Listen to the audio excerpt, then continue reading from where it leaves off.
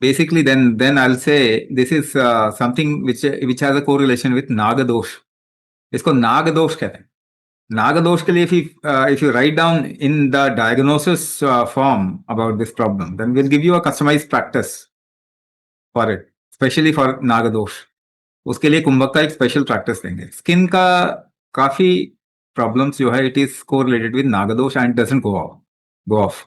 बहुत जल्दी जाता नहीं है. बट नागदोष को अगर ठीक करेंगे तो जाने का उसका चांस बहुत हाई है. Yes, burping problem happens because the downward movement, or we call it apana shakti, is less.